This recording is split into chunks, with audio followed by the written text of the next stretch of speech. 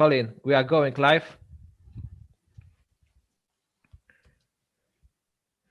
So, good greetings from the YR Foundation, regardless of your time zone. I have a privilege of introducing Colin Gillespie. Did I did it correctly? Or Perfect. Thank you. So, Colin, he's a successful academic who is also having a thriving who has also co-founded a thriving company, Jumping Rivers, and Colin will talk about using managed services in data science. The floor is yours, Colin. Thank you very much. Thank you for the invitation. Big thanks for organising this. It's hard work organising these online events, and you don't get much of the fun of going out afterwards for drinks. So hopefully we can all be together a bit more next year. So thank you for coming along to this talk. Thanks for Andrew for preparing. So hopefully you caught Andrew's talk about the infrastructure as code. And I'm going to take that on to the next step. Okay, so one slide about me. My name's Colin Gillespie. I'm one of the co-founders of Jumping Rivers. I'm also an increasingly part-time academic. So background, maths and stats, then did 3 or 4 years of programming, which turned out to be something called data science, more by chance than by grand planning. And I got roped into writing a book a few years ago. Jumping Rivers, what do? We do basically all things R in Python. As a company, we tend to come in and help people translate their R code into something a bit more production ready. And that might just be making it more reproducible, or it could be taking that model that you've got sitting on your laptop and then putting it somewhere. And so everything around about productionizing, or even just sort of improving the quality of the product that you're developing, that's where we fit in. And we do lots of shiny stuff. We do lots of training, lots of security, lots of DevOps. That's a sort of happy family. So in the background of that little cartoon, that's the Tyne Bridge, which is an exact, well, I think that came before the Australian Bridge. We got there first. And that's a building that's smack bang the Newcastle city centre. I'm currently at home, but that's sort of our main office. So I don't intend this to be a long talk, but it's something I've been thinking about for a while.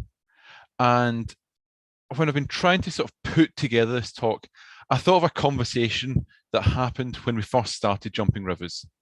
Okay, so we got a new website. You know, we paid someone to develop a website, and it was in WordPress. And I'd never really used WordPress, right? We now use Hugo and Netlify, and the same idea applies. But we had this Jumping Rivers website hosted on WordPress. And essentially the question was, well, we have the skills to look after it because we're a technical company. At that point, there was only 5 of us. Now we're about 20, 22. And the question is, should we look after this, right? So WordPress is a well-used technology. I think I read about 20% of websites use WordPress. It's also one of these websites that also pop up on WordPress sites have been hacked, and lots of people put naughty words on them. And as a business, we clearly didn't want that to happen. You know, it's our, I suppose, shop window. You know, it's a big bit of advertising of what do you want to do, or what does Jumping Rivers do? You come to the website. And so the question I had was, well, can we look after a WordPress site? Okay, so I asked that question to Seb, our engineer. And so, well, we've got WordPress. We need it updated every month, security patches. We need to make sure everything's fine with backups. We need to make sure it works. The usual stuff that you do with software. And clearly that had to be done properly because it would have been catastrophic if it went down. So, question, Seb, have you done that before? Yes. I was like, oh, this is good. I like this sort of management. I can deal with that. And so that was me, job done. And well, while he said yes, he then came back with, well, there's a few buts, right? You know, it's going to take me a few days a month. So a few days a month, you know, that's, I suppose we could do that. And he said, well, some days it might be 2, and some days it might be 4. It's a bit tricky to figure out because it's not something I'm going to be doing all the time. It's like, okay. And to be honest, he was the only person in the company that had the skills to look after a WordPress site. You know, I couldn't do it. You know, I can add content, but I wouldn't be comfortable of making sure it's backed up and upgraded and all that sort of stuff. It's not what we do as a company. So there's that single point of failure. And also, and he didn't say this out loud, he didn't really want to do it. That's not what he joined Jumping Rivers to do. Yes, he looked after WordPress sites in the past. And yes, he had the skills and expertise. And yes, we could have found perhaps a time. And yes, it might have been only him, so he's a single point of failure. But he still didn't really want to do it. He was wanting to learn about R and Python and RStudio and all the other stuff that we do in our day-to-day running. It would be a distraction. And that was basically of going, oh. So what you might imagine is we thought, well, we can just pay WordPress round about £1,200 a year. And that covered a few different bits and pieces, also paid for someone else, another web designing company, to come in and make sure plugins are updated. But essentially it was a sum of money that we just want the problem to go away. Okay. And no regrets. That had to work. WordPress were experts. That's what we did. We paid WordPress. Think about what we currently use and what we currently pay for internally. And I think your organization would be the same, right? We pay for GitLab. Okay, we have professional GitLab accounts. We pay for members. We toyed with the idea of, could we self-host GitLab, right? We could buy some machines, or we could stick it on the cloud and we don't need to pay GitLab. But again, after sort of coming through that sort of conversation, it was, well, once the novelty wears off, it's not our day-to-day job. We pay all the time for cloud providers. We don't really have big servers that we own anywhere. It's all cloud providers, AWS, DigitalOcean. We pay for Asana. So Asana is like Trello, project manager. We pay for Slack. So there are open source alternatives other than Slack. And we could set up one of those versions. It would be giving roughly the same service. It would be free in terms of we didn't have to pay for software, but it wouldn't be free in terms of we still have the cloud bill and we still have to pay someone, whether internally or externally, to look after that stack. And we pay for things like Clockify and all these other sort of little software as a service. And each time we went through internally the same process of, can we do it? Should we do it? Who else could do it for us? And the thought process is essentially, it's a cost versus money. How much does it cost to pay someone else, right? So for things like GitLab, the cost is round about, $15 per person per month. We do the calculation, it would cost us much more in time and effort to look after ourselves. So there's the cost. Reliability, similar to the website, our website really can't go down, right? If our website went down for a month, that would be catastrophic. And the same with any other organization, right? You have technology that you think, it really can't go down, this mustn't fail. And so you've got that reliability of, how much better would this other group be compared to what we can do ourselves? And then this other part, which is what I sort of didn't appreciate that first time I had the conversation with WordPress, is it core to your offering?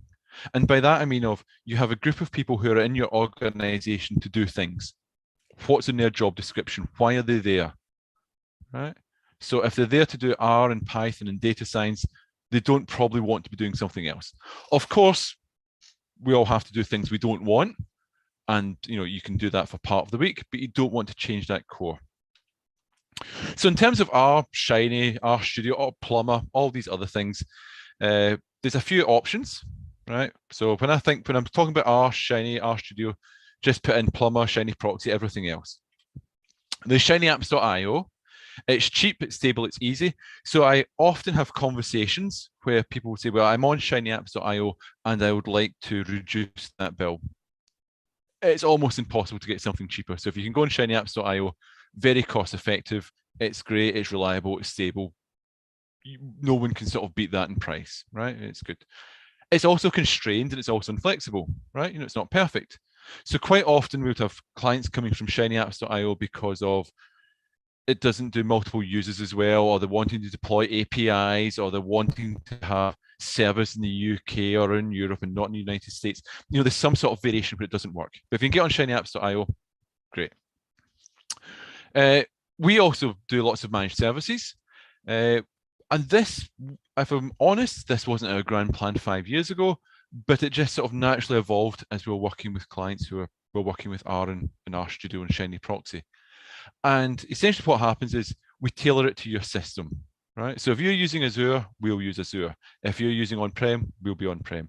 If you've got LDAP authentication, that's what we're going to hook up. If you're using Kubernetes, then we'll help you work with Kubernetes. So we work with you. So it's not this sort of one size fits all. So it's I suppose the opposite of Shiny apps.io. It's working with what you've got, what you're trying to achieve. And it's all the things that Andrew was talking about, right? It's about having infrastructure as code.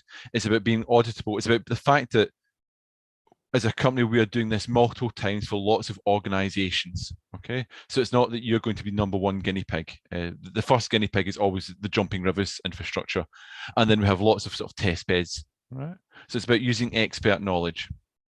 And so it's about thinking of, is the time and effort that you're putting into looking after this, is that worth it compared to doing something else? And just as I'm finished, it's got one or two more slides. This is our process that we have, right? So we have something called Monthlies, which, as the name suggests, happens every month. And it's essentially a summary of what's happening on the system, right? So it's not going to touch anything. So we wouldn't do things every month unless there was a security update, for example. But it's a sort of overview of what's going on. So this is our monthly. That's why. And we can sort of see these are the servers that we've got. This is the number of days remaining in the license. This is the disk usage that we've got. This is the amount of RAM. And there's a whole bunch of other stuff that we check monthly. So that would happen in October. As the name suggests, it also happens in November because that runs in a month. And then every quarter, we have quarterlies. So what happens is we'll alert you to say, usually 3 months in advance, on the 10th of December, we're going to upgrade. Is that okay with you? Right? We'll stick it in both of our calendars and we'll find a convenient time. So we'll send that email, we'll send that 3 months before, and then we'll do it again maybe a week before and then on the day, just to make sure you're known. We'll then redeploy your new upgraded system on a dummy server to make sure it's all fine. If that all goes, we'll then redeploy it on your production server, and then we'll drop you an email saying, good stuff, we're all good to go, have a great week.